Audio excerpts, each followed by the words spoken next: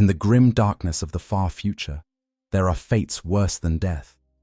For a Chaos Space Marine entombed within a Helbrute, existence is already a nightmare beyond comprehension. But when the greenskin tide of the Orks descends upon the battlefield and takes an interest in these twisted war machines, that nightmare transforms into something altogether different. Something that makes even the torments of chaos seem almost merciful by comparison. Today, we're exploring one of the most darkly fascinating scenarios in Warhammer 40,000 lore. What happens when Orks capture a Helbrute alive?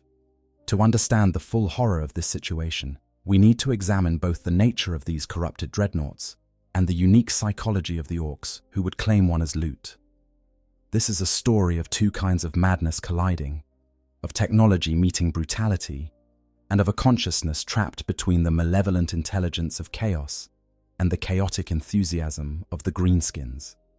The Orks are perhaps the most successful species in the galaxy, and their success stems from a simple philosophy. If you see something you like, take it. If it doesn't work the way you want, hit it until it does. If it still doesn't work, add more Daka. This mentality has served them well across countless battlefields, allowing them to turn the advanced technology of their enemies into crude but effective weapons of war.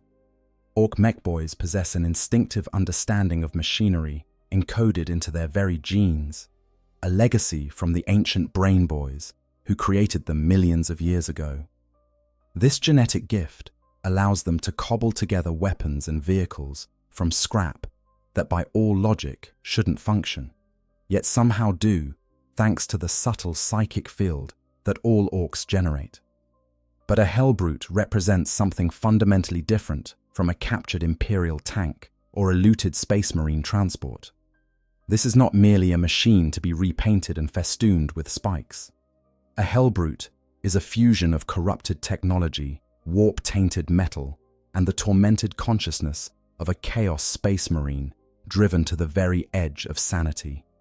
It is simultaneously a weapon, a prison, and a living thing twisted by forces that should not exist in the material universe. When Orks encounter such a creation, their natural looting instincts clash with something far stranger than they usually face. The greenskins don't understand chaos, not really. They can't comprehend the subtle corruptions of the warp or the existential horror of damnation. To an Ork, a Helbrute is just a really good fight that happens to be wrapped in a particularly interesting metal shell. The screaming, the visible fusion of flesh and machine, the aura of wrongness that surrounds these walkers. None of it triggers the same revulsion in an Ork that it might in a human. Instead, it triggers something far more dangerous: curiosity. The kind of curiosity that makes a mechboy's eyes light up with possibilities. The nature of the Helbrute, a prison of flesh and steel. To truly appreciate what happens when Orks get their hands on a Helbrute, we must first understand what these monstrosities are and the unique torment they represent. A Helbrute is the Chaos Space Marine equivalent of a loyalist dreadnought, but where entombment in a dreadnought is considered an honor among the servants of the Emperor, internment in a Helbrute is viewed as one of the cruelest punishments imaginable. The process begins when a Chaos Space Marine suffers catastrophic injuries in battle. In the Imperium, such a warrior might be honored with transformation into a dreadnought, his consciousness and gene seed preserved to serve for centuries more. But in the warbands of chaos, this is rarely an honor. More often, it is a punishment for failure, a means of disposing of a troublesome rival, or simply the result of being too injured to resist when the warpsmiths begin their grim harvest after battle. The wounded Chaos Marine is bound into an amniotic sarcophagus at the heart of the war machine, connected through cybernetic implants and mind impulse units directly to the Helbrute's control systems. Unlike the carefully maintained dreadnoughts of the Adeptus Astartes, Helbrutes are crude constructions spat out from demon forges in disturbing numbers. The sarcophagi themselves have a parasitic quality, and the very metal of the Helbrute seems to hunger for the flesh it contains. What makes this truly horrific is the nature of chaos corruption. The Helbrute is not merely a mechanical shell, it is actively malevolent. The chassis itself has been touched by the warp, infused with a crude machine spirit sentience that predates the implantation of its pilot. Muscle tissue erupts through gaps in the armor plating. Horns sprout from metal surfaces. The boundary between machine and flesh becomes increasingly blurred as the pilot melds with his prison over time. For the Chaos, Space Marine trapped inside, the experience is one of absolute claustrophobia and sensory deprivation, combined with moments of overwhelming sensation. He cannot move his own limbs, cannot feel his own hands. His body has been truncated, stuffed with pulsing cables, reduced to little more than a biological control system for the war machine that now defines his existence. Where a loyalist dreadnought pilot might find purpose in continued service, a Chaos Space Marine sees only the freedom he has lost. Many go mad within hours or days of implantation. The realization of what they have become, the awareness of their permanent imprisonment, drives them into frothing insanity. They rail against their confinement, their consciousness turning inward and tearing itself apart in desperate attempts to escape a situation that offers no release. Unlike death, which might offer some form of peace or even rebirth in the eye of the dark gods, entombment in a Helbrute is a living death with no end in sight. Between battles, Helbrutes are chained like beasts. Some Chaos warbands remove the amniotic sarcophagus from the chassis entirely, hanging it in special chambers surrounded by protective wards. Here, demons claw at the barriers, their malevolent attention focused on the consciousness trapped within, unable to claim it, but able to torment it endlessly. This only deepens the madness, ensuring that when the Helbrute is next deployed, it will be even more violent, even more unpredictable. The madness manifests in battle as pure, unalloyed rage. A Helbrute doesn't fight with the tactical acumen of a dreadnought or the focused purpose of a true war machine.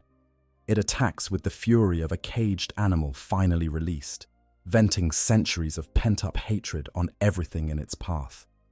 Sometimes this rage is directed at the enemy. Sometimes it targets allies. The Helbrute doesn't care. It simply needs to destroy, to feel something beyond the endless torment of its existence. For the Thousand Sons, Legion specifically, the process is even more cruel. Unable to use their own rubric marines as pilots due to their soulless nature, and with their sorcerers too valuable to waste in such a manner, they resort to deception. They lure Chaos Marines from other warbands with promises of power and forbidden knowledge. After elaborate trials designed to bind the victim's soul to the Helbrute systems, these unfortunates are flensed, their bodies reduced by warp flame to a burnt mass of organs and nerve fibers. Still conscious, still aware, they are placed into the amniotic sac and sealed within the Helbrute as it activates around them. The resulting war machine is a walking torture chamber, fueled by the constant agony of its pilot. The Thousand Sons Helbrutes are particularly unstable, their pilot's screams echoing through Vox systems as corrupted machine spirits and damned consciousness fight for control of the chassis. These are not warriors who chose this fate. They are victims of the most elaborate and cruel deception. Their transformation into instruments of war, a mockery of everything they believed they were gaining by joining the Thousand Sons. This is what exists before the Orks even arrive. A consciousness already shattered by confinement, already driven beyond reason by the fusion of flesh and corrupted machine, already experiencing a hell that would break most mortal minds. The Chaos Marine pilot has endured what he thought was the worst fate imaginable. He has no idea that it can get much, much worse. The Ork philosophy: everything is lootable. To understand what happens when Orks encounter a Helbrute, we need to examine the greenskin approach to technology and warfare. Orks are not builders in the traditional sense. They are improvisers, scavengers, and instinctive engineers who operate on principles that defy conventional understanding. Their entire society is built around the concept of taking what works and making it work better, or at least louder. The Ork genome carries genetic memories implanted, by the brain boys millions of years ago. These memories contain basic technical knowledge encoded at the cellular level, allowing even the dimmest orc boy to understand simple mechanical principles without any formal training. But certain orcs, the odd boys, receive a more specialized inheritance. Mech boys in particular are born with an overwhelming compulsion to build, to tinker, to create increasingly elaborate and dangerous machines. A mech boy doesn't learn engineering the way a human tech priest studies the sacred arts of the Omnicia. Instead, mechanical knowledge simply appears in his mind like visions or dreams.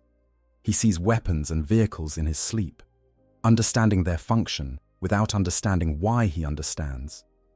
This instinctive gift allows mech boys to work with technologies they've never encountered before, examining components and instantly grasping how they might be repurposed or improved. But the key to orc technology, the secret that makes their ramshackle creations function when, by all logic, they shouldn't, is the War Gestalt field. This is a psychic phenomenon generated by orcs whenever they gather in significant numbers. It's not the kind of directed psychic power that an elder farseer might wield, nor is it the corrosive touch of chaos. Instead, it's a subtle reality warping effect powered by collective belief. When enough orcs believe something to be true, the War field makes it true. This is why red vehicles go faster in orc armies. The orcs believe red is the color of speed, and so the Gestalt field subtly alters reality to match that belief.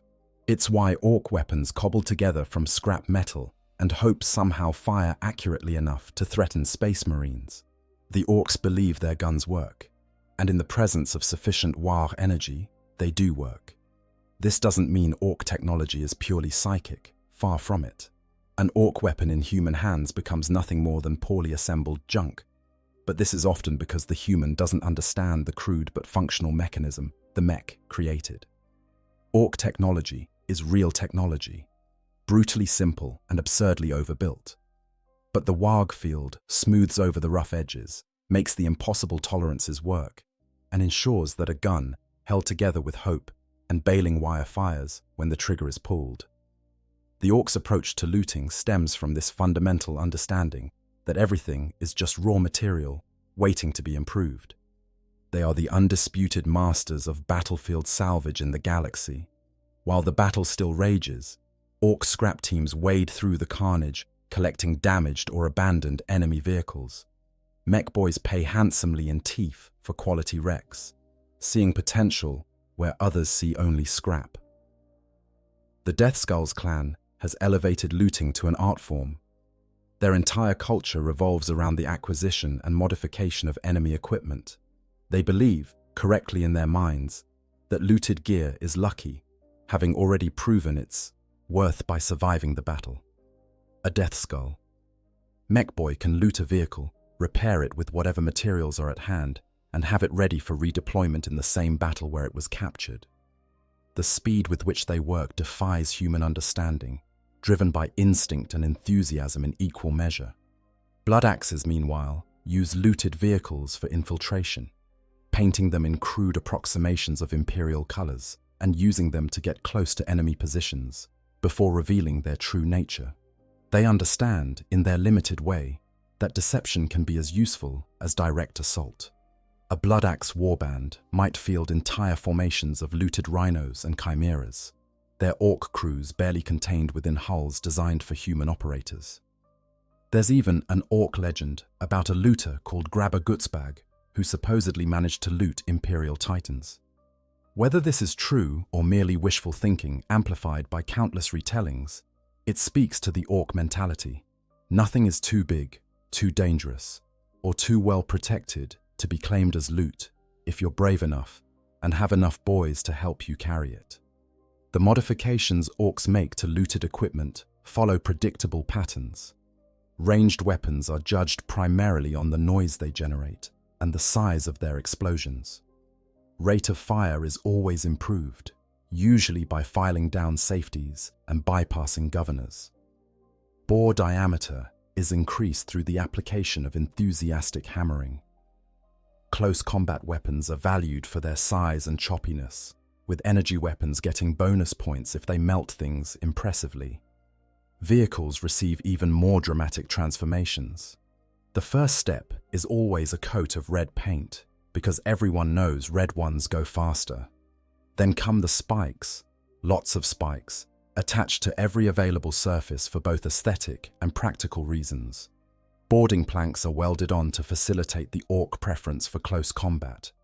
Gun emplacements are added wherever there's space, and if there isn't space, the mechs make space by removing what they consider non-essential systems, like targeting computers or crew comfort features. The mysterious big red button is another orc innovation that appears in virtually every looted vehicle. These buttons are wired into the vehicle's systems in ways that often mystify even the mech who installed them.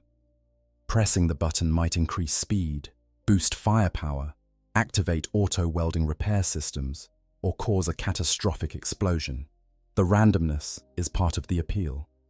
What self-respecting orc wouldn't want to push a big red button just to see what happens? Through all of this modification, the orcs maintain a cheerful disregard for the original purpose or sacred nature of what they're looting. To them, an Imperial Rhino transport and a Space Marine Land Raider are simply different sizes of the same basic concept: metal box that moves and can have guns bolted to it. The spiritual significance of these vehicles to their original owners, the care with which they were maintained, the rituals of consecration, none of that matters. It's all just more worky bits waiting to be improved. This, then, is the mentality that encounters a Helbrute. The orcs see a big metal thing that walks and has guns. The fact that it's screaming, that flesh seems to be merging with metal, that it radiates an aura of wrongness that makes even hardened warriors uneasy. These are just interesting features to be examined. The chaos corruption, the damned consciousness trapped within, the millennia of warp exposure. All of it is invisible to the orc perception of the universe. They see potential. They see the biggest, most interesting loot they've encountered in ages, and they want it. The capture. When the green tide rises. The actual capture of a Helbrute by orc forces can happen in several ways, each bringing its own particular horror to the Chaos Marine trapped inside the war machine. Let's examine a typical scenario that illustrates both orc tactics and the specific nightmare this represents for the Helbrute's pilot. The battlefield is a ruined hive city on an Imperial world, caught between Chaos Incursion and Orc War. The Chaos Warband deployed their Helbrutes as breakthrough units, sending them to punch through the orc lines with their combination of heavy firepower and brutal close combat capability. For the Helbrutes, this is almost a relief, a chance to vent some of the endless rage that consumes them against an enemy that will fight back with gleeful enthusiasm. Our particular Helbrute, designation unknown to the orcs, who will simply call it the Big Stompy Thing, has been fighting for 3 days straight. Its pilot, a former word-bearer who failed a ritual and was entombed as punishment 500 years ago, experiences time differently in his metal prison. Sometimes minutes stretch into subjective eternities. Sometimes days pass in what feels like seconds. But the combat is always vivid, always real. When the Helbrute's weapons speak, he feels it as an extension of his own fury. When its armor takes hits, he experiences the impact as sensation in phantom limbs. The orc attack begins with their characteristic lack of subtlety. Hundreds of boys surge forward in a green tide, their war cries of "Wag!" echoing across the battlefield. The Helbrute's assault cannon rips through their front ranks, reducing orcs to component parts with casual efficiency. But for every one that falls, 3 more take its place. They don't retreat. They don't take cover. They just keep coming, driven by the same psychotic enthusiasm that makes orcs such a persistent threat. The pilot, in his moments of lucidity between killing, recognizes the danger. He's fought orcs before, centuries ago when he still had a body. He knows what they do to technology they capture. But he can't retreat. The Chaos Lord commanding this warband has unleashed his Helbrutes with specific targets, and the entombed chaos. Marine has no choice but to continue the attack. The same chains that bind his consciousness to the war machine also bind his will to the commands of his masters. The first wave of Orks breaks against the Helbrute like a green sea against a metal shore. Power Fist and Multi-Melter make short work of the boys in close combat, but there are always more. The Warg field is building, fed by the enthusiasm of thousands of greenskins converging on what they recognize as a proper good fight. As the field strengthens, the Orks become more aggressive, more confident, more dangerous. Then the Death Dreads arrive. These Ork walkers, crude parodies of the very concept of a dreadnought, crash into the melee with their own pilots, screaming Orkish war cries through Vox speakers. The Helbrute finds itself engaged with opponents that match its own close combat capability, and the battle becomes a grinding slugfest between machine-enhanced warriors. Metal shrieks against metal, power fields crack and spark. The two types of walker represent fundamentally different philosophies. The Helbrute is torment and rage made manifest, while the Death Dreads are pure Orkish joy in violence. It's during this engagement that the Helbrute makes its fatal mistake. Or perhaps it's not a mistake at all. Perhaps some part of the pilot's broken psyche sees an opportunity for escape through destruction. The war machine overextends, pursuing a particularly annoying Death Dread deep into the Ork lines. The entombed Chaos Marine, operating on pure rage and instinct, doesn't notice the tactical error until it's too late. Big Mech Clank Basher, watching the battle from his looted battle wagon, sees the opportunity immediately.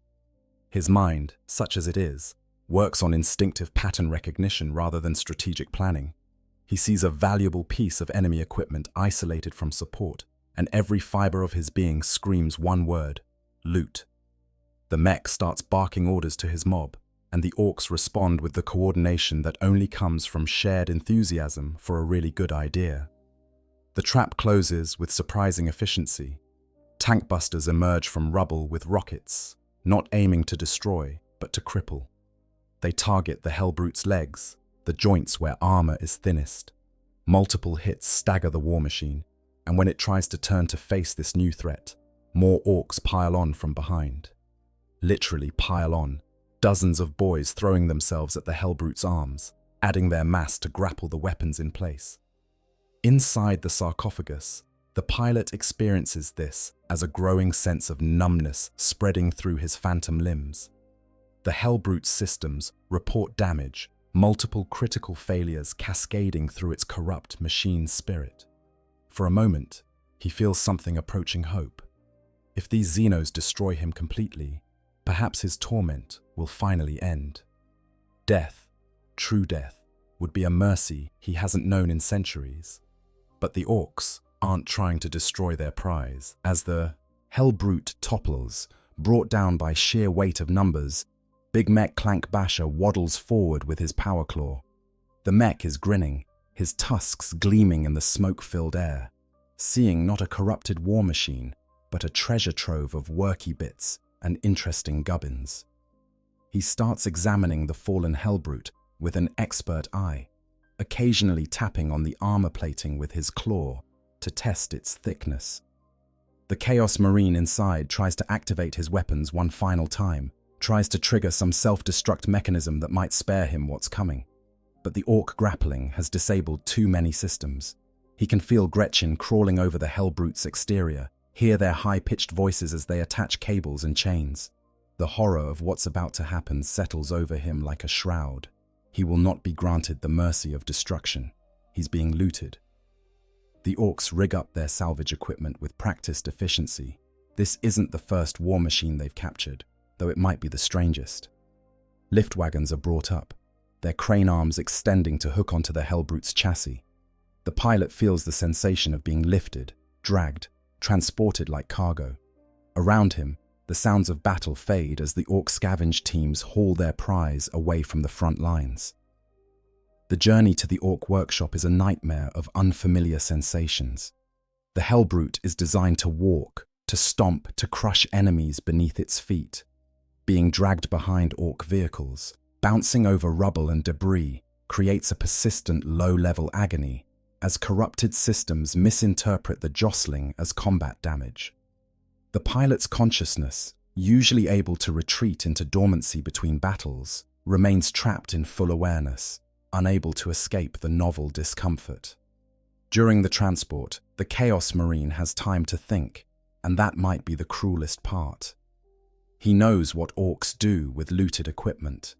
He's seen the results on battlefields across the galaxy, crude parodies of Imperial vehicles festooned with scrap metal additions and covered in garish war paint.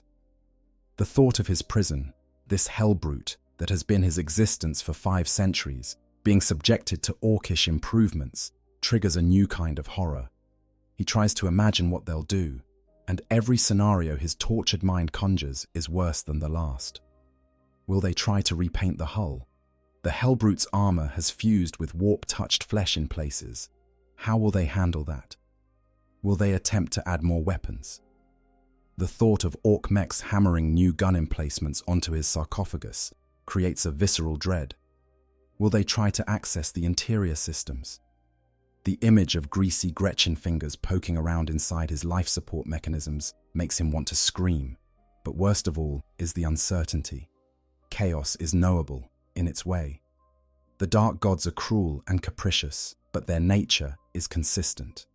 The torment of Helbrute existence follows predictable patterns. The Orks, however, operate on logic so alien that even a mind touched by the warp cannot fully predict their actions. They might do anything. They might try everything. And through it all, he will remain conscious, aware, trapped within the machine as they remake it according to their incomprehensible whims. As the workshop comes into view, a ramshackle collection of metal sheds and salvage yards belching black smoke into the polluted sky, the Chaos Marine inside the Helbrute realizes he's about to discover that even for one damned by the gods themselves, there are still new depths to which one can fall. The Orks are hooting and hollering in excitement over their prize, already arguing about what they're going to do with it. And he can do nothing but wait, helpless in his metal tomb, as the greatest scavengers in the galaxy prepare to get to work. Initial assessment. The mechs begin their work. The Ork workshop is unlike anything in the Imperium or Chaos forces. There's no organization, no reverence for the machine spirits, no careful procedures. Instead, there's organized chaos, a symphony of hammer strikes, grinding metal, and enthusiastic shouting. Big mech Clankbasher's compound sprawls across several acres of what was once an Imperial manufactorum, now completely transformed by Orkish occupation. The captured Helbrute is dragged into the central workshop, a massive space whose walls are lined with incompletely dismantled vehicles and mysterious contraptions in various states of completion. Overhead, crude gantry cranes dangle chains and hooks. The floor is thick with metal shavings, leaked promethium, and stains that might be oil or might be something biological.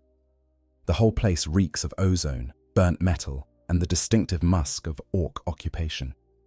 Clankbasher approaches the Helbrute like a child approaching wrapped gifts on Founding Day. His eyes, tiny and greedy in his massive scarred face, roam over every detail of the war machine. He walks around it multiple times, occasionally stopping to poke at interesting protrusions or tap on armor plates with his power claw. The other mechs in his crew gather around, equally fascinated, pointing out details to each other in their rough dialect. "Look at the size of that gun arm," one mech observes, referring to the Helbrute's multi-melter. "Bet we could make it shoot twice as much. Just gotta drill out the barrel a bit." Nah, another argues. "We should add another gun on the other side. 2 big shooters is better than 1. Inside the sarcophagus, the Chaos Marine pilot listens to this with mounting dread. He can understand Low Gothic well enough to follow the conversation, and what he's hearing suggests these Xenos have no concept of the Helbrute's integrated systems. They're talking about it like it's a simple vehicle, not understanding that every weapon is neurally linked to his consciousness. that modifying the arms means modifying the systems directly connected to what remains of his nervous system. Clank Basher silences his subordinates with a gesture and continues his examination. He's noticed something the others haven't: the way muscle tissue has erupted through gaps in the armor, the horns growing from the sarcophagus housing. He prods at one of these fleshy protrusions with a thick finger, and inside the Helbrute, the pilot screams. The scream is purely mental, trapped inside a prison that has no voice of its own, but the sensation is overwhelming. The mech has just jabbed directly into what has become part of the pilot's extended nervous system. "This one's weird," Clank Basher announces to his crew. "Got some growing bits on it. Never seen that before." "Maybe it's alive," one of the smaller mechs suggests. "Don't be stupid," Clank Basher snaps. "It's a walker, not a squiggoth.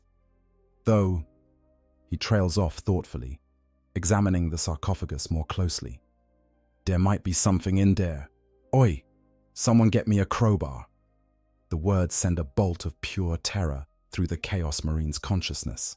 They're going to try to open the sarcophagus. The mechanisms that seal the amniotic chamber are complex, incorporating both technological locks and warp-binding rituals. But he knows with absolute certainty that the Orks won't care about proper procedure. They'll just start prying until something gives. A Gretchen scurries up with an oversized crowbar, and Clank Basher wedges it into the gap between the sarcophagus door and its frame. The mech applies his considerable strength, and the pilot feels the pressure build around his prison. Metal groans. Seals that have been undisturbed for centuries begin to crack. The amniotic fluid that has sustained him starts to leak around the edges, and he experiences it as a kind of nausea, his truncated body registering systems failing. With a shriek of tortured metal, the sarcophagus door wrenches partially open. The stench that emerges, a mixture of amniotic fluids, corrupted flesh, and 500 years of imprisonment, sends even the hardened Orks reeling back. Several Gretchen actually faint, but Clank Basher, after a moment of nose-wrinkling disgust, leans in for a closer look. What he sees would drive a human insane. The Chaos Marine's body, what's left of it, has been reduced to a twitching mass of flesh, bone, and cybernetic components. Cables snake into eye sockets. Tubes penetrate organs. The flesh itself has a grayish, almost translucent quality from centuries without natural light. And most disturbingly, the body has begun to merge with the interior of the sarcophagus, flesh growing into metal and metal growing into flesh in a corruption that defies natural law. "Huh," Clank Basher says, his professional mech curiosity overriding his initial disgust. "There is something in there. Looks all gross, but I think it's supposed to be that way. Like how a Death Dread has an orc inside, yeah? This one's got one of them chaos humies." The pilot, experiencing the first outside air he's felt in centuries, tries once again to scream. His vocal cords, atrophied and integrated into the Helbrute's vox systems, produce only a gargled wet sound that the Orks barely notice. He tries to move what remains of his limbs, but they're thoroughly integrated into the control systems, unresponsive to his will, without the machine active. "Should we pull it out?" one of the mechs asks. "Nah," Clank Basher decides after a moment of consideration. "Looks like it's supposed to be in there. Probably what makes the thing walk, yeah? Like how Grabthroats in his killer can. We leave it in. We just make their outside work better." This might be the worst thing the pilot has heard yet. They're not going to end his torment by destroying him. They're not even going to grant him the dubious mercy of being torn from his machine and killed. They're going to leave him exactly where he is and modify the Helbrute around him.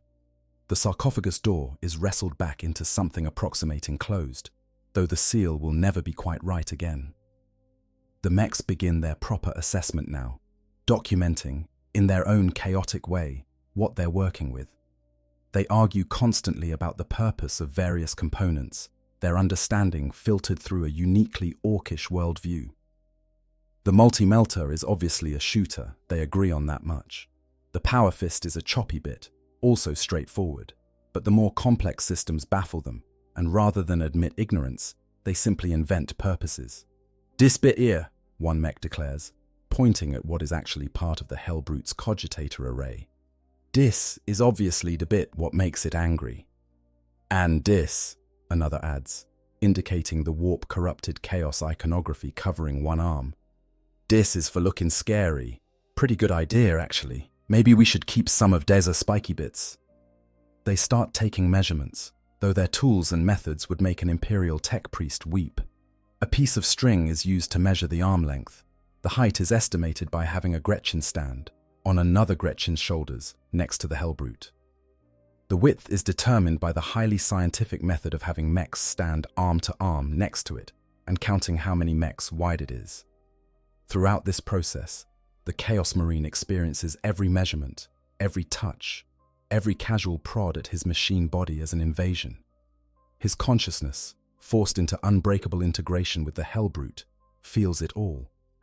When they tap on the armor to test its thickness, he feels it as fingers drumming on his skull. When they wrench open panels to examine the interior mechanisms, he experiences it as his ribs being pried apart. Clankbasher is already planning modifications. He paces around the Helbrute, gesturing wildly as he explains his vision to the other mechs. More guns, definitely more guns. Maybe replace the power fist with something bigger, something with a rotating saw blade. Add some armored plates to the front, bulk it up so it looks even more impressive. And of course, paint it red. Red ones go faster, everyone knows that. "But boss," one of the younger mechs ventures, "it don't need to go fast, it's already got dem stompy legs." Clankbasher fixes him with a withering look. "Everything needs to go faster. That's just common sense, that is." The pilot, listening to these plans, feels his sanity eroding in new ways. The chaos corruption that drove him to madness over centuries was at least comprehensible in its malevolence. This is different. The Orks aren't trying to torture him. They simply don't care that he exists. To them, he's just another component, no more significant than a fuel line or a piston. His suffering is irrelevant, not because they enjoy it like the dark gods might, but because they haven't even considered that he might suffer. As the mechs begin to gather their tools and materials, preparing to start the actual modification process, the Chaos Marine trapped in the Helbrute has one last coherent thought before despair overwhelms him. He had spent 500 years believing he knew the depth of his punishment, believing the torment of Helbrute existence represented the ultimate degradation. He was wrong. The Orks are about to teach him that degradation, like everything else in the grim darkness of the far future, is a pit with no bottom. There is always further to fall. The Orkification, brutal reconstruction. The modification process begins with typical Ork subtlety. Clankbasher orders his crew to take it apart and see what's what. This directive, which would make sense in a properly equipped workshop with trained technicians, becomes something else entirely when executed by enthusiastic greenskins armed with cutting torches and crowbars. The first major modification involves the weapon systems. The Helbrute's multi-melter, a fearsome anti-armor weapon feared across Imperial battlefields, strikes the mechs as insufficiently impressive. It's got good firepower, they agree, but it's not loud enough, and any Ork knows that a proper gun should announce its presence with the appropriate amount of noise. "We need to make it more shooty," Clankbasher declares. "Kunin and..." No, wait, brutal and cunning. No, brutal and more brutal. That's what we need. What follows is a process that would be called engineering by the Orks, but would be recognized as controlled destruction by any other race. The multi-melter is torn from its housing with a combination of power tools and brute force. The pilot feels this as his right arm being ripped off at the shoulder, the neural connections that linked the weapon to his consciousness severing in bursts of phantom agony that leave him gasping in his amniotic prison. The mechs examine the removed weapon with keen interest, trying to understand how it works by the simple expedient of taking it apart. Cooling vanes are discarded as extra bits we don't need.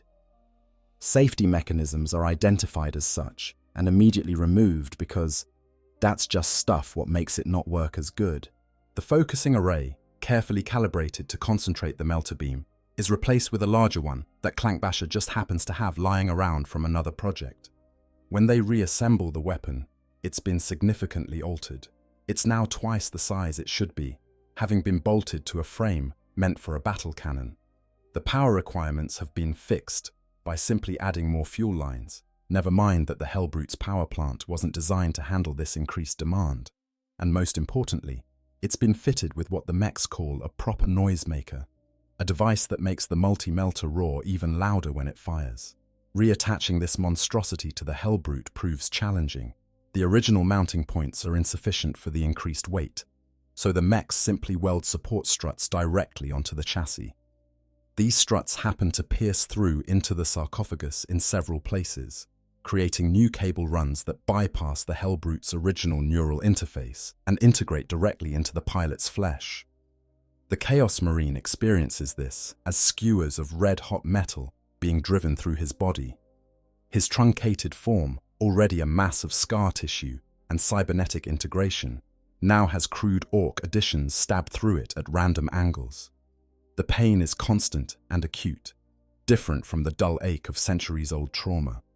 This is fresh agony, untempered by familiarity, and it forces his consciousness to remain horribly aware of every passing moment. The left arm, originally equipped with a power fist, receives similar treatment. The mechs decide the fist is all right, but it could be choppier.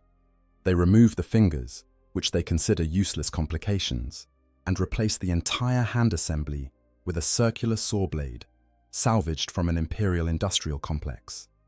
The blade is twice the size it needs to be, and spins at speeds that make worrying grinding noises. But this only makes the mechs prouder of their work. To power this new buzzsaw, they tap directly into the Helbrute's main reactor. The connection is made by simply drilling through the chassis and running cables wherever there's space. Some of these cables pass directly through the sarcophagus, and the pilot gains intimate knowledge of electrical current as stray voltage follows paths through his nervous system, never intended to carry such power. Next comes the armor modifications.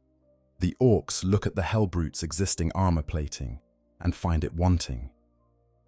Not because it's insufficient for protection, it's clearly capable of withstanding enormous amounts of damage, but because it's not orky enough.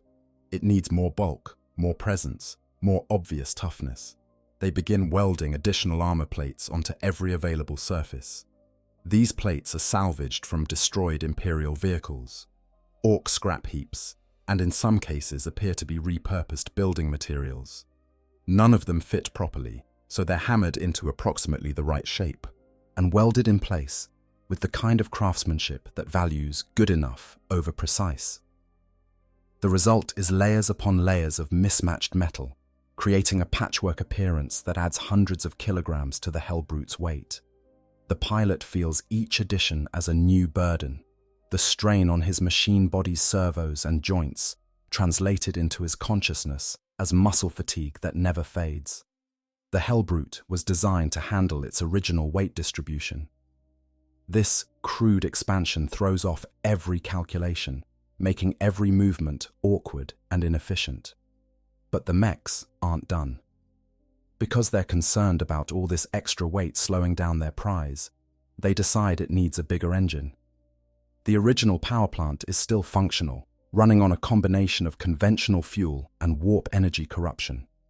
The Orks don't understand the warp component at all, but they recognize that the engine works and produces power. Their solution is to add another engine next to it. This second reactor, salvaged from an Ork battle wagon, is strapped to the Helbrute's back with chains and welding. It runs on a completely different fuel type and operates on principles fundamentally incompatible with the original systems. The mechs solve this problem by simply not integrating the two systems at all. They run independent fuel lines to the new engine and wire it to power the leg servos, while the original reactor continues to power everything else. The pilot now has two conflicting power sources feeding into his machine body, each operating on different rhythms, creating a constant discordant sensation, like having two heartbeats running at different rates. The strain on his psyche is immense. Where before he could at least find a rhythm in the Helbrute's movements, now everything is chaotic, unpredictable, fundamentally wrong. The paint job comes next, and this is where the true horror of Ork modifications reveals itself. To the Orks, the color red makes things go faster. This is not opinion or superstition to them. It's observable fact confirmed by countless battles. They're not going to let their new acquisition remain in its current dark colors when they could make it faster by painting it red. The problem is that large portions of the Helbrute's exterior are not pure metal. Flesh has erupted through the armor in dozens of places, the corruption of chaos ensuring that the boundary between organic and mechanical has become thoroughly blurred. The Orks, seeing this as just another surface to be painted, proceed with their work without modification. Gretchens scramble over the Helbrute with buckets of red paint, slapping it on every surface they can reach. When they encounter the fleshy protrusions, they paint those too, applying thick coats of crude pigment directly to what is effectively exposed tissue. The paint, formulated for application to metal surfaces, contains solvents and chemicals that react poorly with organic material. The chaos. Marine pilot experiences this as a chemical burn spread across his entire body. The paint seeps into the flesh, into wounds both old and fresh, creating a searing agony that covers him like a shroud. He tries to scream, and this time manages to produce a sound through the Helbrute's vox speakers, a wet gurgle of pure suffering that the Orks interpret as the machine running in. "That's good," Clankbasher observes with satisfaction. "Means it's getting used to its new stuff. Once it settles down, it'll run like a proper Ork machine." They paint everything. The sarcophagus door gets several coats. The weapons are painted red with additional yellow stripes because yellow means bigger boom. Even the exposed cables and hydraulics are slapped with color. The Gretchen interpreters their instructions to paint the whole thing with absolute literality. By the time they're done, the Helbrute looks like it's been dipped in blood. The final touches involve decoration. The Orks are firm believers that more is better when it comes to ornamentation. They begin bolting on trophies, skulls, armor plates from defeated enemies, and banners made from scrap cloth. These are attached with the same careful precision they've shown throughout. Heavy bolts driven directly through the Helbrute's frame wherever there's a convenient spot. Each bolt driven through the armor creates a new point of pressure, a new source of discomfort. The pilot has long since lost the ability to separate individual pains. Everything has merged into a constant symphony of suffering. But he remains aware, horribly aware, prevented from seeking refuge in unconsciousness by the very systems that keep him alive. The mechs step back to admire their work. To their eyes, the Helbrute has been transformed into something properly Orky. It's bigger, louder, redder, and covered in enough spikes and trophies to look impressive. The fact that it's also more unstable, less efficient, and prone to random malfunctions doesn't occur to them as a problem. Those are just features that will make it more interesting to use. Inside the sarcophagus, the Chaos Marine's sanity fractures in new ways. The madness that drove him to rage against his imprisonment has evolved into something deeper and more profound. He's no longer sure where his flesh ends and the machine begins, no longer certain if the pain he feels is physical or mental or something that transcends both categories. The addition of Ork technology has created feedback loops in his neural interface, causing hallucinations that mix with reality until he can't distinguish between them. He sees, or thinks he sees, the leering faces of Orks superimposed over memories of his service to the word-bearers. He hears their rough voices mixed with the chanting of chaos rituals. The smell of Ork workshops blends with the stench of his own corrupted flesh until it's all one overwhelming miasma of wrongness. His consciousness, already pushed beyond normal limits by centuries of Helbrute existence, finds no purchase in this new reality. There is only pain, confusion, and the terrible awareness that this is not the end, but merely another beginning. Clankbasher, satisfied with his crew's work, announces that it's time for a test run. The mechs have modified the Helbrute's activation systems, removing what they saw as unnecessary complexity and replacing it with a simple power switch. When they throw that switch, sending power surging through the cobbled-together systems, the pilot experiences his new existence for the first time. The sensation is like nothing he's known before. The original Helbrute was torture, but it was at least consistent torture. The neural interface, though crude by Imperial standards, had been designed by warpsmiths who understood both technology and the warp. This new configuration is purely Orkish, with systems added haphazardly and connected in ways that make no logical sense, but somehow function anyway. The War Gestalt field, that subtle psychic phenomenon that allows Ork technology to work, begins to assert itself around the modified Helbrute. The pilot, his consciousness forced into intimate contact with every component of the war machine, experiences this alien psychic energy as an intrusion. Where the corruption of chaos was at least familiar in its malevolence, the Warg field is something else entirely. Crude, enthusiastic, utterly lacking in the sophistication of the warp. It works, though. Against all logic, against every principle of engineering, the Orkified Helbrute works. The oversized multi-melter charges up with a whine that increases in pitch until dogs on the other side of the continent start howling. The buzzsaw spins up with a roar that drowns out all conversation. The legs, now powered by two incompatible engines running on separate fuel sources, stomp the ground in a rhythm that sounds almost but not quite like the original gait. The Chaos Marine, experiencing all of this through his neural link, realizes that his torment has entered a new phase. He is no longer merely a prisoner in a machine. He is now part of an Orkish creation, subject to their impossible technology and the Gestalt field that makes it function. And somewhere in the depths of his shattered psyche, he understands with crystal clarity that this is exactly what he deserves.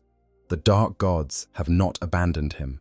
They've simply found a new way to punish his failure, one that involves the most technologically crude race in the galaxy, turning him into their own twisted plaything. The pilot's escalating nightmare, a consciousness in chains. For the Chaos Marine trapped within the Helbrute, the passage of time has always been unreliable. Sometimes days pass in moments. Sometimes moments stretch into subjective eternities. But since the Orks began their modifications, time has taken on an entirely new quality. Each second is simultaneously too long and too short, an endless parade of sensations that his mind can neither process nor escape. The first thing he notices in his new configuration is the noise. The original Helbrute was not quiet by any standard.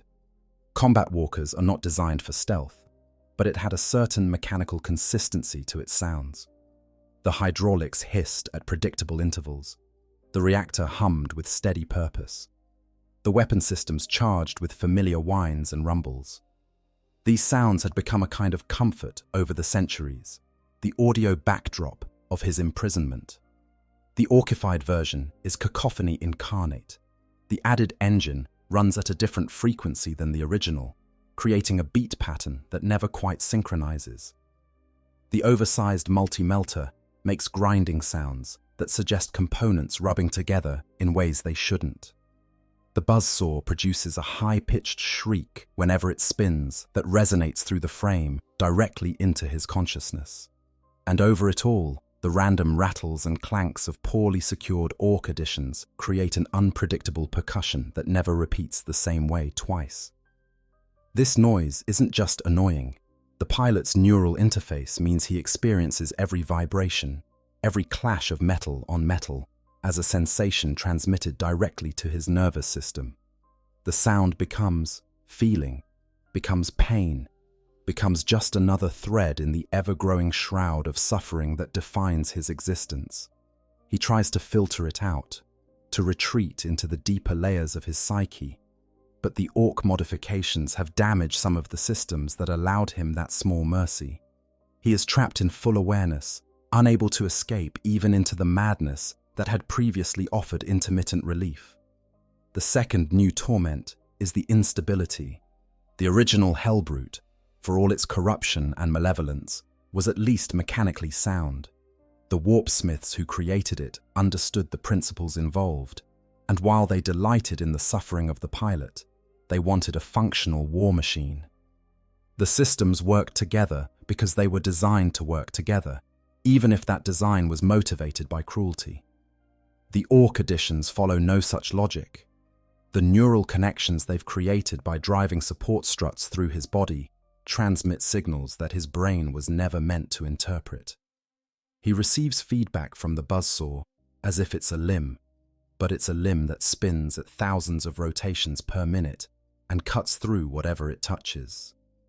His mind tries to process this information and fails, creating a constant sense of vertigo and disorientation.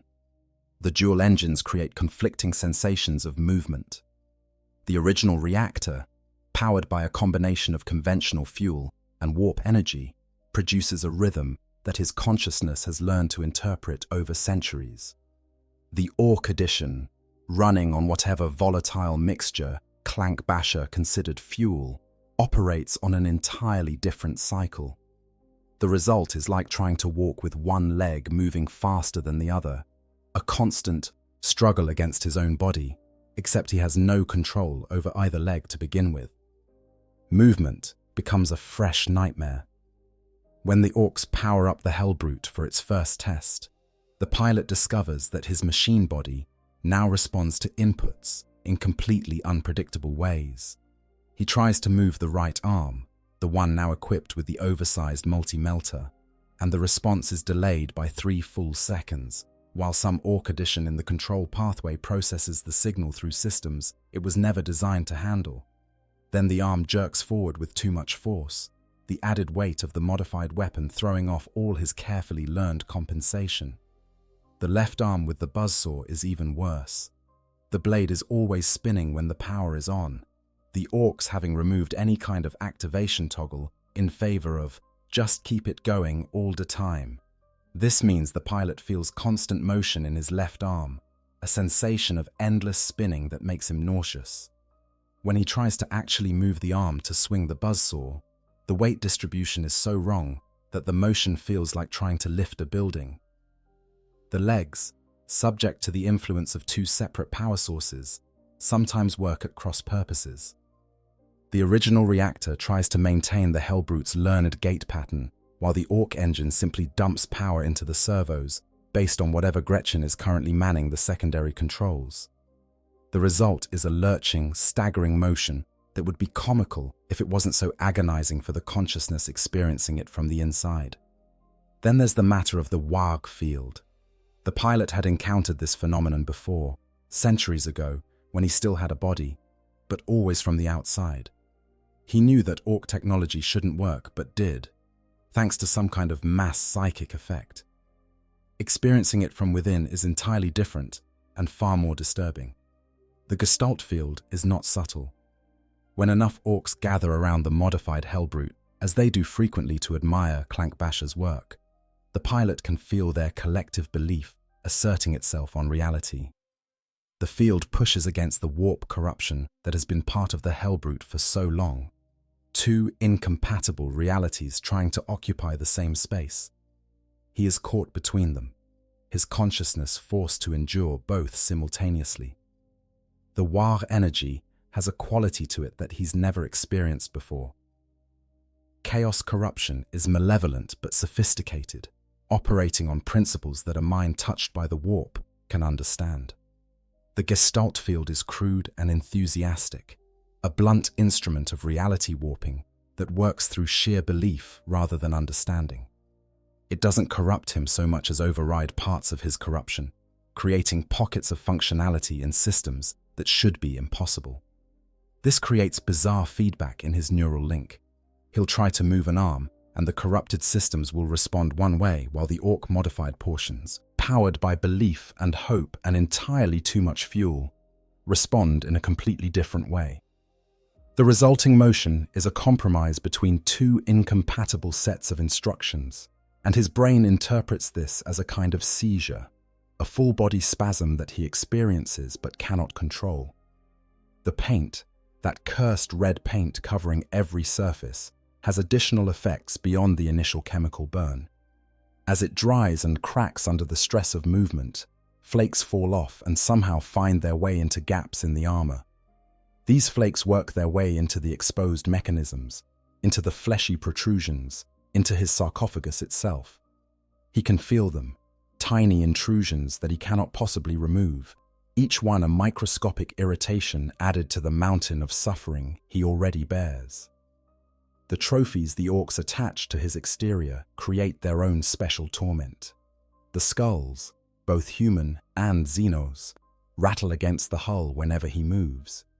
The sound is constant and irregular, impossible to predict or prepare for. Some of them have been placed where he can see them through the Helbrute's optical sensors, empty eye sockets staring at him as eternal reminders of the deaths he's caused and the death that has been denied to him. The banners made from scrap cloth have fouled several of the Helbrute's vents. This causes overheating in systems that were already stressed by the Ork modifications. The pilot experiences this as fever, a burning sensation that spreads through his phantom body.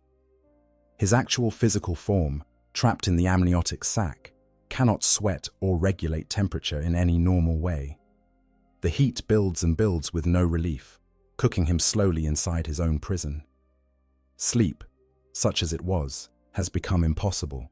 The original Helbrute allowed him to retreat into a kind of dormancy between battles, a mercy coded into the systems by warpsmiths who understood that even a tortured pilot needs some form of rest to remain functional. The Ork modifications have damaged these systems. The secondary power plant has no concept of shutdown cycles. It runs constantly, feeding power into the frame at all hours. The vibrations, the noise, the constant status alerts from malfunctioning systems all combine to keep his consciousness locked in perpetual wakefulness. He tries to count the seconds, to give himself some framework of time, but loses track almost immediately. Is it seconds? Minutes? Hours? The Helbrute has internal chronometers, but the Orks have modified those too, and they now report time in units that make no sense. One moment the display shows hours passing, the next it jumps backward, the next it stops entirely. He has no idea how long he's been in this orkified state. It might be days, it might be weeks. The psychological impact compounds the physical torment. During his centuries as a Helbrute, he had at least retained his identity as a Chaos Space Marine. He was a word-bearer who had failed a ritual, yes, but he was still a servant of the foe, dark gods, still part of the great rebellion against the false emperor. This identity, however twisted, had given him a framework to understand his suffering. It was punishment, yes, but it was meaningful punishment from entities he had chosen to serve. Now, covered in Ork paint and modifications, deployed at the whim of greenskins, who don't even understand what he is, that identity erodes. He's not a Chaos Space Marine anymore. He's not even really a Helbrute, not in the traditional sense. He's become something new, something that exists nowhere in the annals of either Imperium or Chaos. An orkified war machine that happens to contain the screaming consciousness of a damned soul. The dark gods, who he once believed punished him with this imprisonment, seem to have forgotten him entirely. He prays, when he can form coherent thoughts, for some sign that chaos still claims him, but there is no response. The warp corruption that infuses the Helbrute's original systems remains, but it feels distant now, overwhelmed by the crude enthusiasm of the Wag field. Even damnation has abandoned him to this green nightmare. In his more lucid moments, which become increasingly rare, he wonders if this is his true punishment. Not the Helbrute itself, but this degradation of it. The dark gods, in their infinite cruelty, have orchestrated events to place him in the hands of the only race in the galaxy too ignorant to understand what they possess. The Orks don't appreciate the suffering they're inflicting. They see only a cool new toy that shoots good and chops even better. His torment is not just unacknowledged, it's unnoticed, and that somehow makes it worse. He fantasizes about escape, though he knows it's impossible. Sometimes he imagines the Orks will grow bored with their prize and scrap it entirely, granting him the destruction he craves. Sometimes he dreams that loyal Chaos forces will find him, recognize what he's become, and grant him the mercy of a swift end.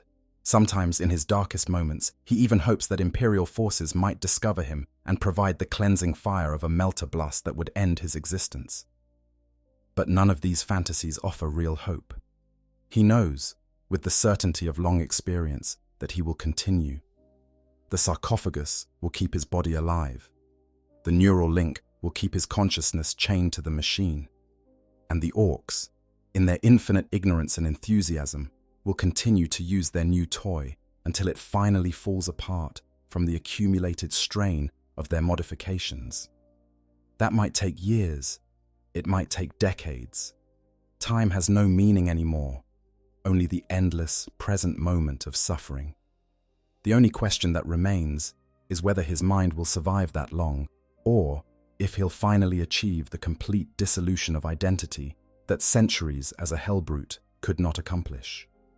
But even that offers no real escape, because he suspects that some fragment of awareness will remain trapped and screaming, unable to die even after everything that made him who he was has been eroded away. This is his fate, to persist in agony until the universe itself ends, a consciousness in chains, damned by gods who have forgotten him and tormented by aliens who never knew he was there. Field testing. The orkified Helbrute goes to war. The first battle deployment of the modified Helbrute comes sooner than the pilot expects, though given his deteriorated sense of time, soon has become a relative term. The call to arms comes when a rival Ork warband, led by warboss Gragmash, challenges Clankbash's clan for control of a Prometheum refinery. To the Orks, this is an excellent opportunity for a good scrap.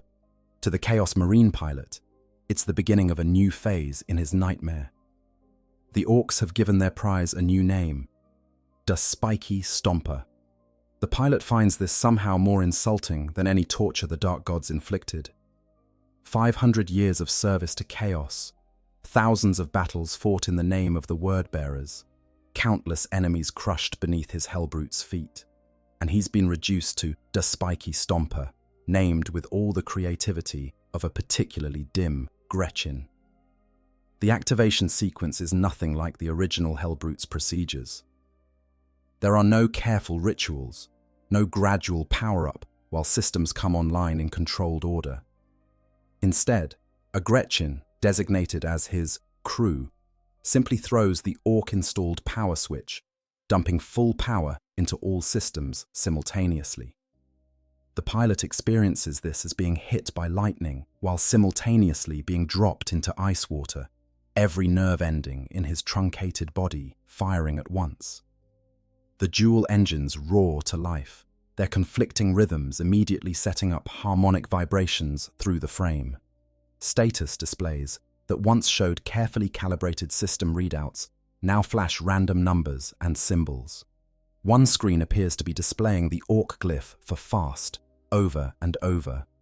Another is counting something, though what it's counting is anyone's guess. A third screen has apparently died entirely and just shows a solid field of red that matches the paint job. The weapon systems activate with characteristic Ork subtlety. The oversized multi-melter begins its charge cycle, but the Ork modifications have removed most of the safety limiters. Where the original weapon would build power gradually to prevent overload, this version simply dumps as much energy as the system can handle into the capacitors. The pilot feels this as a building pressure behind his eyes, a sensation that grows more intense until he's certain his skull will explode.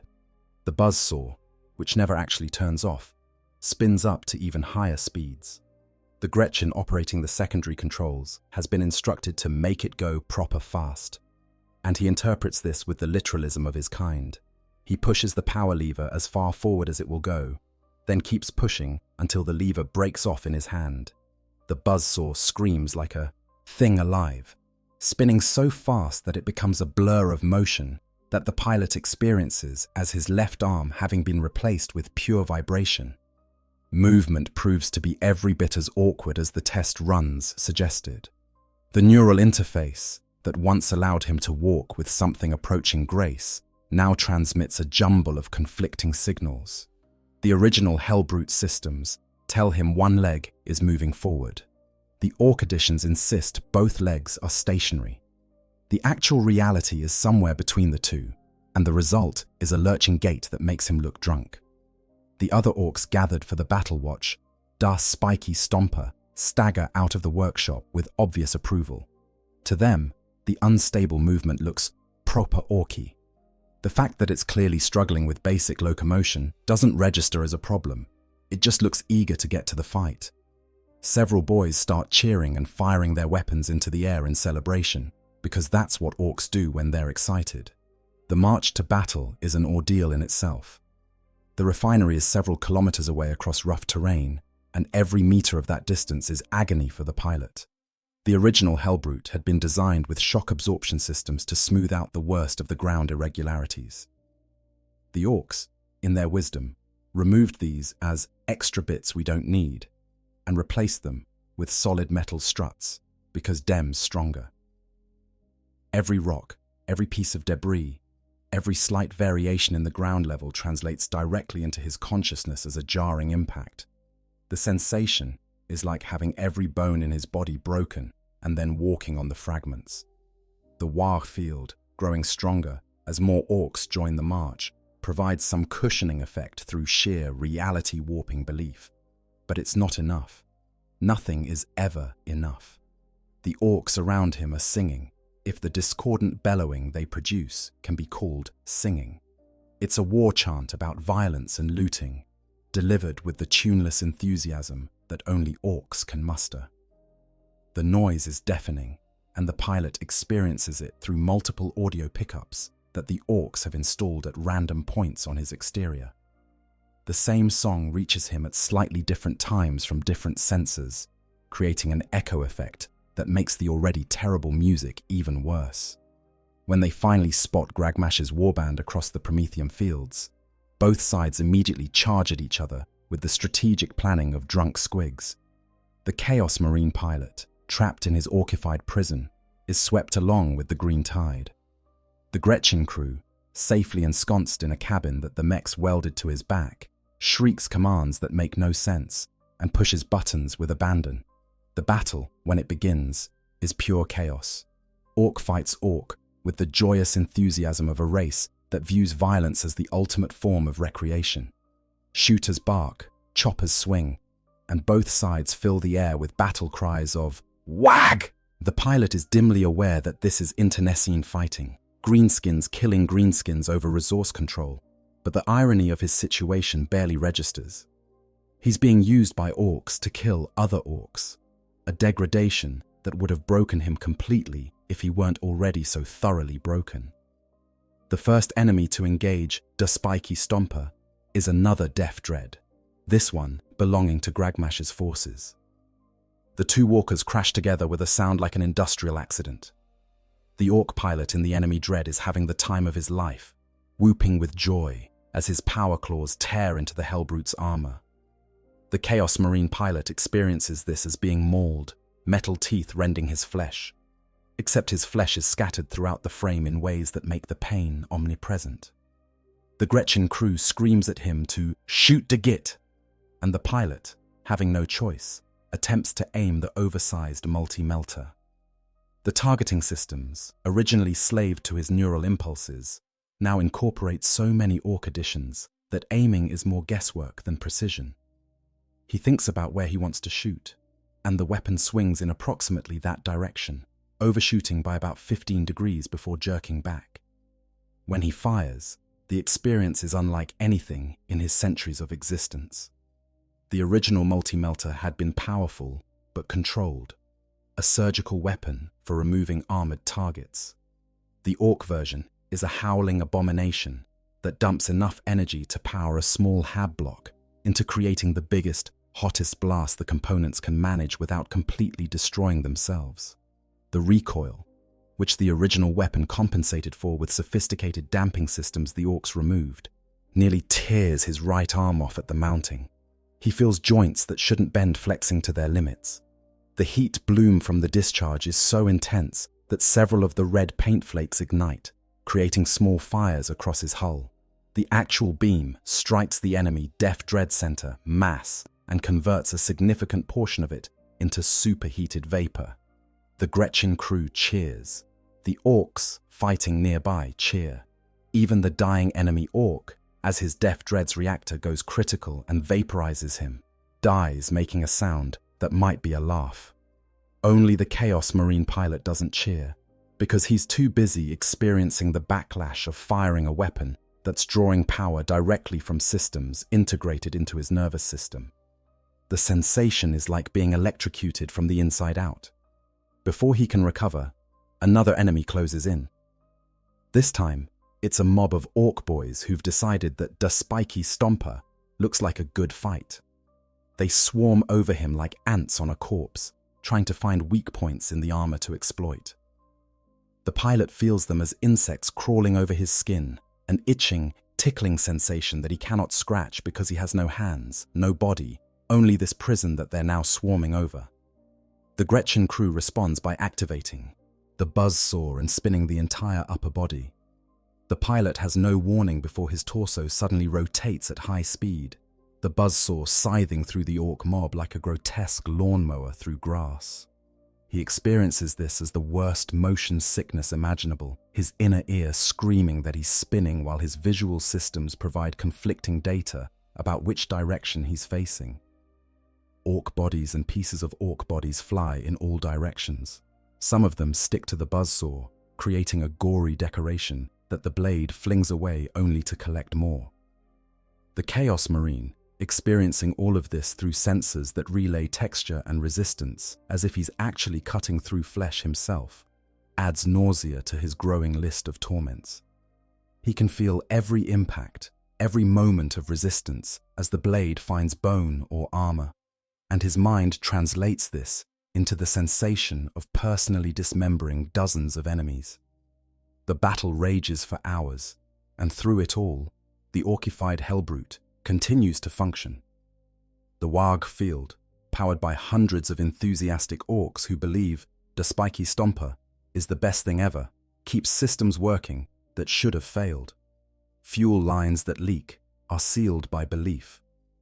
Connections that should arc and fail are held together by collective conviction that they'll work just fine. The pilot is no longer operating a machine. He's being operated by the gestalt psychic will of the greenskin race. He kills. He kills Orks by the dozen, reducing them to component parts with the indiscriminate brutality that his weapons provide. Each kill is experienced intimately, the feedback from weapons and sensors ensuring he feels every death as if he's causing it with his own hands. The irony is not lost on him. He served chaos for centuries, killed in the name of the dark gods across dozens of worlds, and now he's doing the same thing for Orks who don't even understand what he is. By the time the battle ends, with Gragmash's forces routing and Clankbash's clan claiming the refinery, Dar Spiky Stomper is covered in damage and gore. The red paint is scorched black in places, torn away in others to reveal the original chaos iconography beneath. The armor plates show new scars from enemy weapons. The buzzsaw has fragments of Ork bone wedged in its mechanism, creating new sounds as it spins.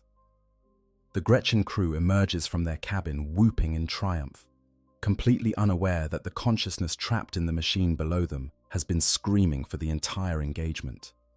The other Orks gather around to celebrate, admiring the kills that Dar Spiky Stomper made, already telling exaggerated stories about its performance that will become part of warband legend. Clankbasher waddles over to inspect his creation, looking for damage that needs repair. He finds plenty, but rather than being concerned, he seems pleased. "This is good," he announces, means it was having a proper scrap. We'll fix it up and add some more guns. Maybe some rocket launchers. Yeah, that'd be good. The pilot, hearing this through audio sensors clogged with blood and oil, realizes that this is his future. More modifications, more battles, more endless service to creatures who will never understand or appreciate the consciousness trapped within their prize. The dark gods have truly abandoned him. There is only the green tide now, and the endless war, and the modifications that will continue until there's nothing left of the original Helbrute but the sarcophagus and its screaming cargo. As the Orks begin the process of hauling him back to the workshop for repairs and improvements, the Chaos Marine trapped inside the spiky Stomper experiences something that centuries as a Helbrute could not produce. Absolute despair. There is no escape. There is no end. There is only an eternity of service to the greenskins, each battle adding new damages and new pain, each modification eroding another piece of what he was. And through it all, the Warg field will ensure he keeps functioning, kept alive not by chaos or technology, but by the simple belief of Orks that their favorite toy should work. In the grim darkness of the far future, this is his fate, an orcified angel of death, covered in red paint and trophy skulls, screaming silently inside a prison that should not exist but does, kept functional by the power of greenskin belief, and damned by gods who have better things to do than remember one fallen word-bearer who failed a ritual 500 years ago. There are indeed fates worse than death. Long-term fate, the many possible endings. The ultimate fate of an orcified Helbrute varies wildly depending on circumstances, the nature of the Orc warband that captured it, and pure random chance. Unlike the structured progression of service in a Chaos warband, where patterns can be predicted and fates anticipated, existence in Orc hands is fundamentally chaotic. Let's explore the various destinies that might await our unfortunate Helbrute pilot. The path of endless modification. In one possible future, the Spiky Stomper becomes a long-term project for Big Mech Clankbasher and his successors. After each battle, they make new additions and changes, treating the Helbrute as a canvas for their mechanical enthusiasm. First comes the rocket launcher they discussed, bolted to the shoulders in a housing that requires drilling new holes through the sarcophagus for control cables. Then a force field generator, borrowed from a looted Imperial Guard vehicle, creating a bubble of reality-warping energy that makes the pilot feel like he's simultaneously in multiple places at once. The modifications never stop. A new mech joins the workshop and adds his own vision. Rotating gun emplacements, a loudspeaker system to broadcast Orcish war cries, extra armor plates made from the hull of a destroyed Space Marine Rhino. Each addition makes the Helbrute less like its original form, and more like a bizarre amalgamation of every piece of military technology the Orcs have ever encountered. Years pass, though the pilot has long since lost the ability to measure time. The Helbrute that once fought for the word-bearers has been so thoroughly rebuilt that almost nothing of the original chassis remains except the sarcophagus.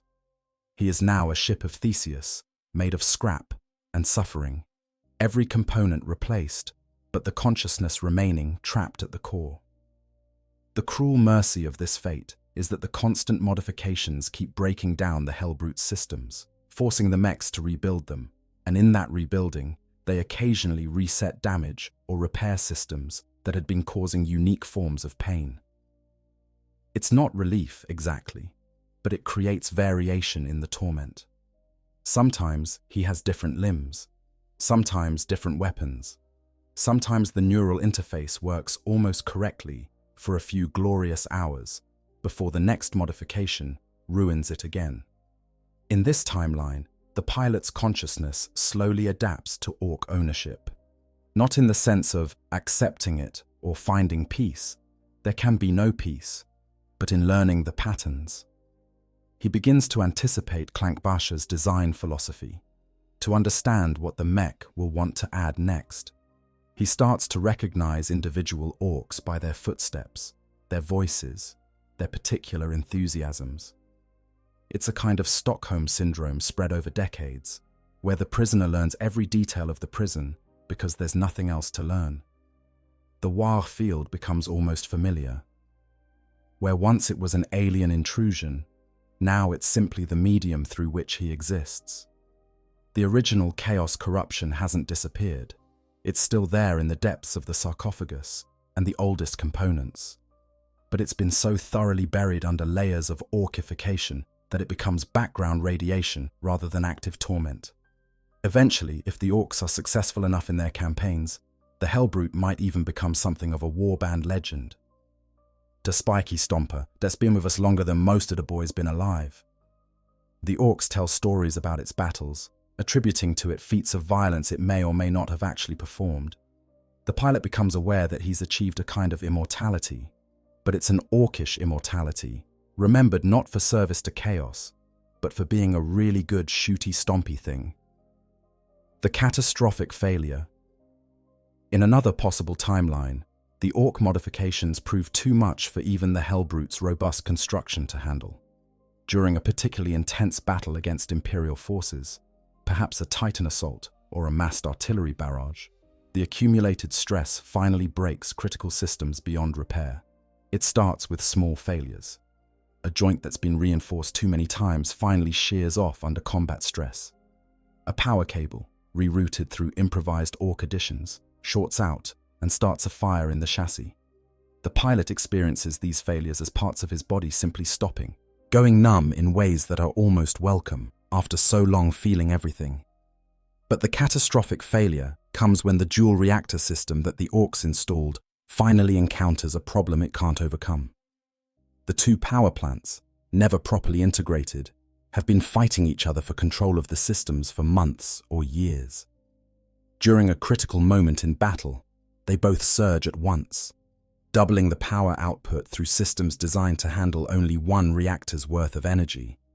The pilot experiences the overload as lightning coursing through every nerve ending at once. The pain is so intense that it transcends pain entirely, becoming something else, some new category of sensation that his mind has no framework to process. For a brief moment, he's aware of every individual component of the Helbrute simultaneously, feeling each wire, each servo, each armor plate as if it's part of his physical body. Then, the reactor containment fails. The explosion is not immediate. There's a moment of terrible silence as systems shut down, power bleeds away, and the Helbrute becomes just an inert pile of metal. The pilot, in that moment of silence, feels something he hasn't felt in centuries. Nothing. No pain, no sensation, no awareness of the machine body. Just blessed, empty darkness. But he doesn't get to enjoy it long. The secondary explosions start as leaking fuel from the Ork engine finds the still hot components of the original reactor. The detonation tears Dar's spiky stomper apart, scattering pieces across the battlefield. The sarcophagus, built to protect its contents from the worst damage, survives the blast largely intact, as does its occupant. Lying in the rubble, the pilot's consciousness slowly returns to awareness. He still lives, if his existence can be called living. The sarcophagus's systems continue to function on backup power, keeping his truncated body alive despite having no limbs, no weapons, no sensors beyond what the damaged container can provide. He is aware only of darkness, of the steady drip of amniotic fluid from cracked seals, of the distant sounds of battle continuing without him. This might be where the story ends, left to die slowly as backup power fades and the life support systems finally fail. But in the 40K universe, even this mercy is uncertain. Imperial forces might find the sarcophagus and, recognizing it as chaos taint, subject it to purifying fire that may or may not actually kill him. Or the Orks might return for salvage, find their prizes' remains, and decide to try rebuilding it. That core bit's still good, yeah? We can build another walker around it. The ultimate irony. Perhaps the darkest fate is the one where the orcified Helbrute eventually faces its former Chaos warband in battle. Years after the capture, the word-bearers return to reclaim territory they'd lost to the Orks. They deploy with their usual combination of corrupted technology and demonic allies, confident that the greenskins will fall before the might of Chaos. The spiky Stomper, now barely recognizable under years of modifications and red paint, is deployed as part of the Ork counterattack. The pilot, experiencing the battle through sensors so heavily modified they sometimes show him things that aren't there, doesn't initially recognize the enemy. Just another battle, another massacre of whoever the Orks are fighting this time. Then he sees the Dark Apostle, the same leader who ordered his entombment 500 years ago, still active, still commanding, still serving the dark gods with the fanatical devotion that the pilot once shared. The recognition is instant and devastating. This is his former warband. These are warriors he once fought alongside, and he's being used as an Ork weapon against them. He tries to stop, tries to refuse the neural commands being fed to him by the Gretchen crew and the Warg field. But his control over the Helbrute has eroded so thoroughly that he can't even manage that small act of rebellion. The weapons fire without his consent. Targeting systems he no longer controls paint enemy Chaos Marines with hostile markers. He watches, helpless, as the buzzsaw cuts through a Chaos Raptor, as the multi-melter reduces a fellow Helbrute to slag. The Dark Apostle, seeing this strange Ork walker covered in Chaos iconography beneath the red paint, orders it targeted for destruction. Some twisted mockery of our sacred war machines, he declares. Cleanse it with fire.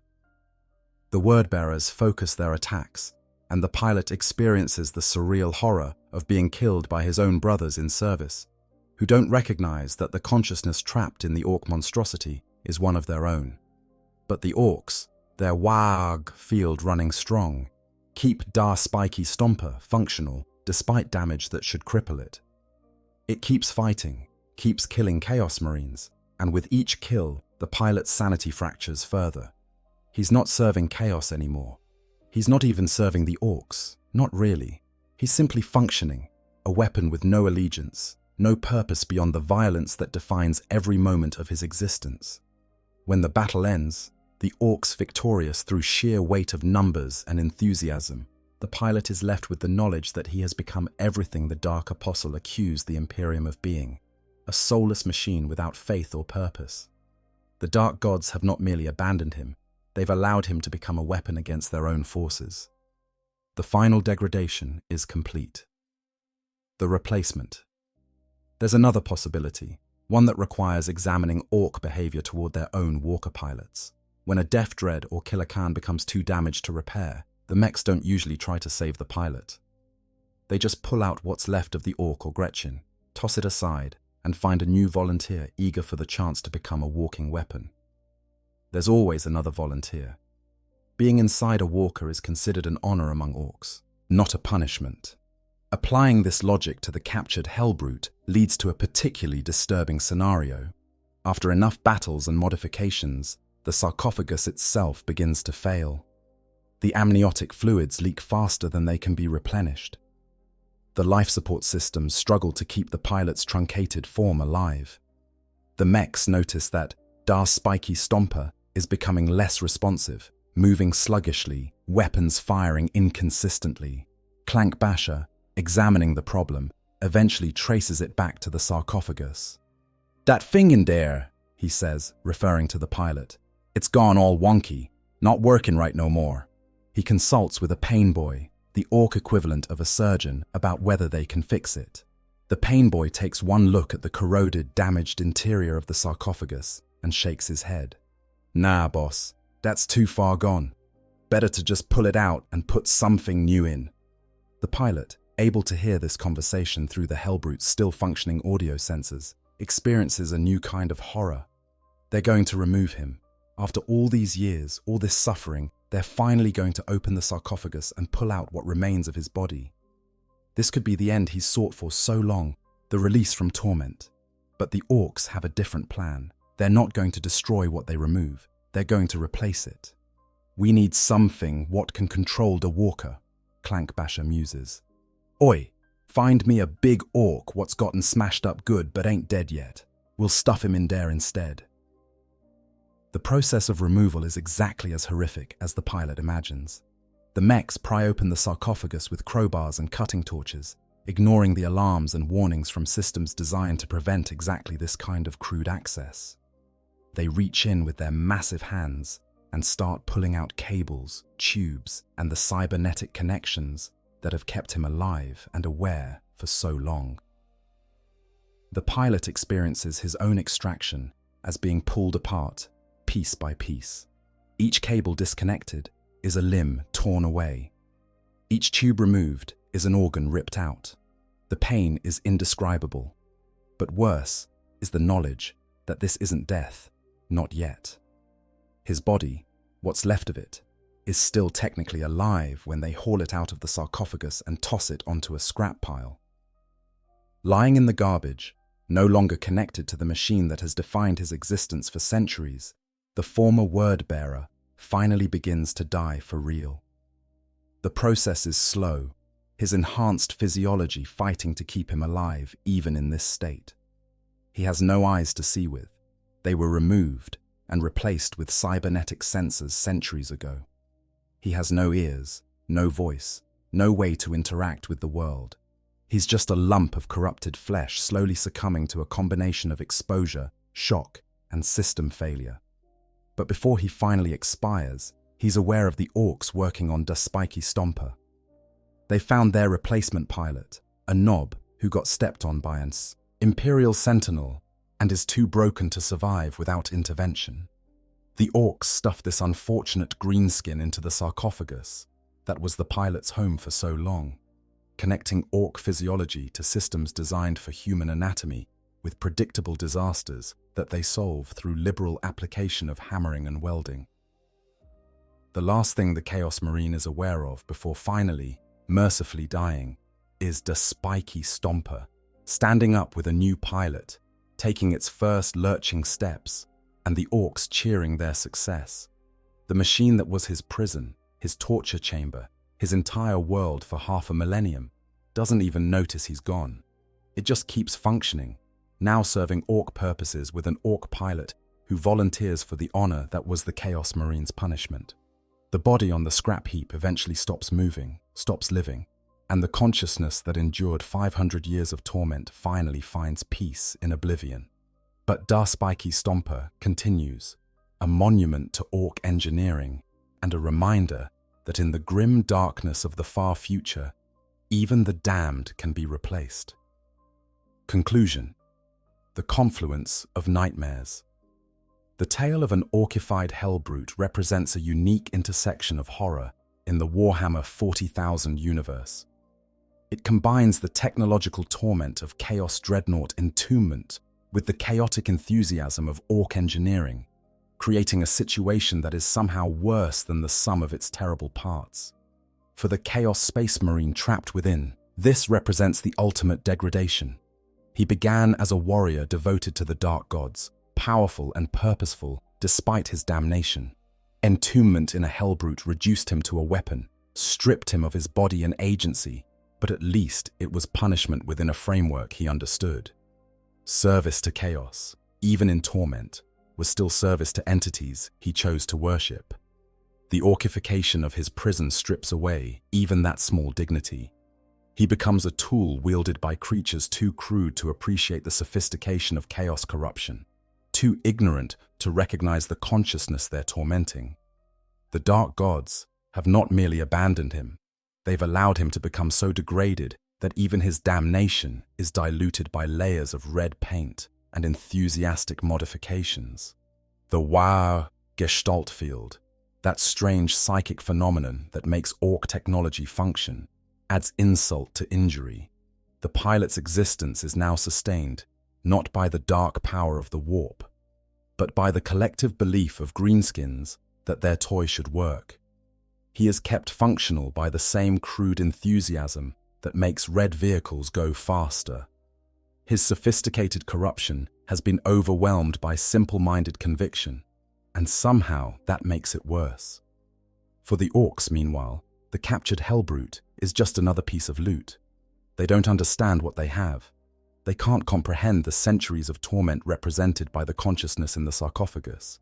To them, it's simply a really good walker that shoots well and chops even better. The fact that it was once a sacred war machine of chaos means nothing. The fact that it contains a damned soul means even less. This is perhaps the final horror, the complete and total irrelevance of suffering when viewed by beings who lack the framework to recognize it. The Chaos Marine's torment, which would be appreciated and even celebrated by the dark gods or their servants, goes completely unnoticed by his new owners. He screams, and they interpret it as the machine running in. He writhes in agony, and they see only unstable movement that makes combat more interesting. His damnation has become background noise in someone else's workshop. The broader implications speak to the fundamental nature of the 40K universe. In a galaxy where there is only war, even the warriors themselves can become collateral damage in ways that transcend death. The Helbrute pilot chose damnation by serving chaos, but he never chose this particular flavor of it. The Orks simply don't care about anyone's choices or preferences. They see something useful and they take it. Consequences be damned. This scenario also highlights the bizarre egalitarianism of Ork looting culture. To a mech boy, an Imperial rhino, an Elder wave serpent, and a Chaos Helbrute are all just variations on the same basic concept. Metal thing that moves and can have guns.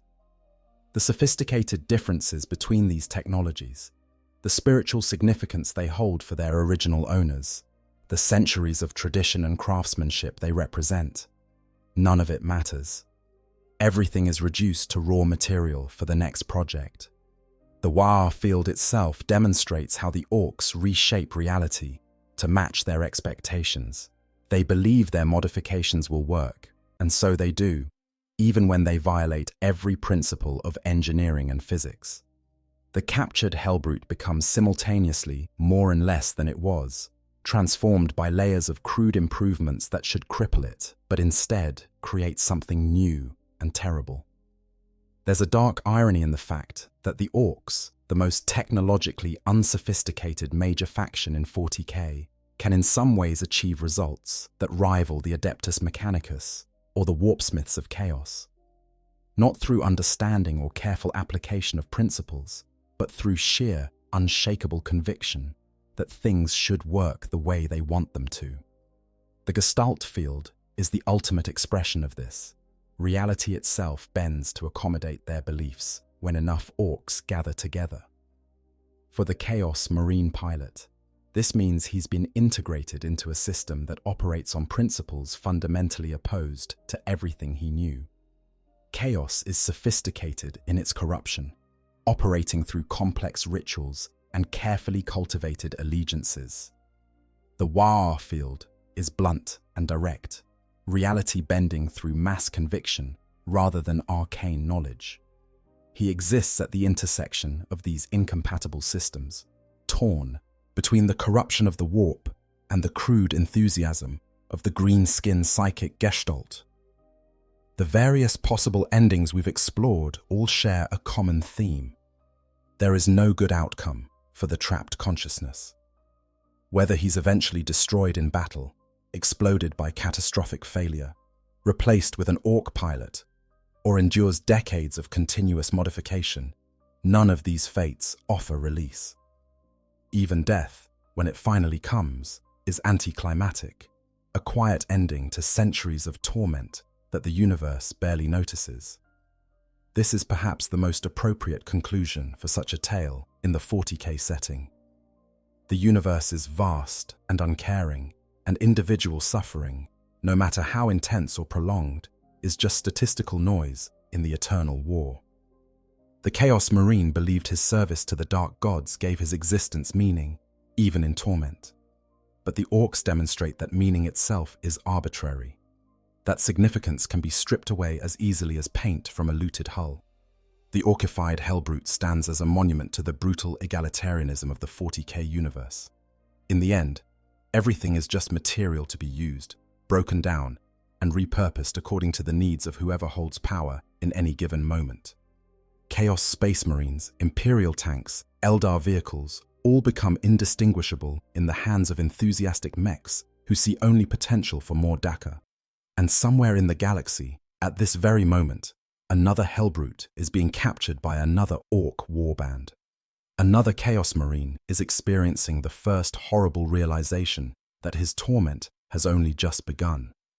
Another mech boy is examining his prize with greedy eyes, already planning modifications that will transform damnation into something altogether new. The green tide rises, falls, and rises again, and in its wake, the screaming never stops. If you've enjoyed this deep dive into one of the darkest corners of Warhammer 40K lore, please remember to like this video and subscribe to the channel. We explore the grim darkness of the far future in all its horrifying detail, from the grand campaigns that shape the galaxy to the small, personal nightmares that remind us there are always fates worse than death. Until next time, may the Emperor protect you from the green tide, and may you never find yourself at the mercy of a mech boy with too much enthusiasm and not enough understanding.